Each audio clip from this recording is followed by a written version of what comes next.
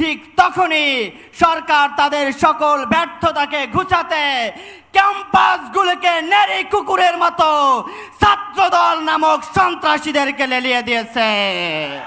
আমরা 12ই ফেব্রুয়ারির পরে লক্ষ্য করেছি যে বর্তমান সরকার যে শহীদের রক্তের উপরে যে অগণিত মানুষের জীবনের ত্যাগ তিতিক্ষার বিনিময়ে সরকার গঠন করেছে, এই সরকার তাদের সাথে বেইমানি শুরু করে দিয়েছে। আমাদের দেশের প্রচলিত ভাষায় কার উসিলায় সিন্নি খাইলা মোল্লা চিনলা না। সরকার যাদের রক্তের বিনিময়ে সরকার গঠন করেছে সেই জুলাই যোদ্ধাদেরকেই সরকার ভুলে গেছে। আমরা আরো লক্ষ্য করেছি, আল্লামা দেলোয়ার হোসেন সাঈদী রহমাতুল্লাহর ভাষায় বলতে গেলে বর্তমান সরকারকে ভূতে ধরেছে। তারা যখনই ক্ষমতায় এসেছে তখনই এদেশের মানুষের জীবনকে বিপর্যস্ত করে এদেশের জনজীবনকে পিছনের দিকে নিয়ে গেছে। 90-এর দশকেও সারের জন্য আন্দোলনরত কৃষকদেরকে তারা গুলি করে হত্যা করেছিল।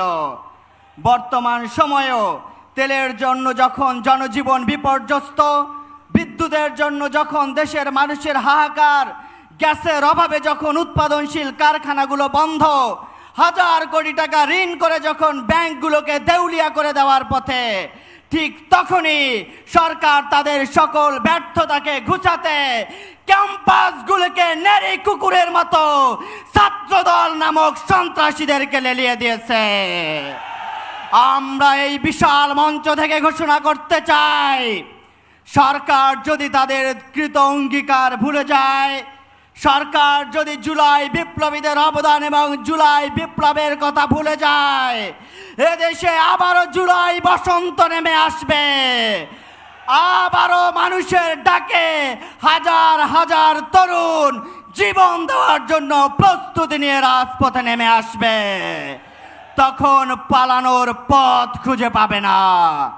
আমরা আপনাদেরকে সুন্দর এবং সাবলীলভাবে দেশ চালিয়ে দেশের মানুষের জীবনযাত্রার মান উন্নয়ন করে জুলাই বিপ্লবের আকাঙ্ক্ষাকে বাস্তবায়ন করার উদাত্ত আহ্বান জানিয়ে আমি আমার বক্তব্য এখানেই শেষ করছি।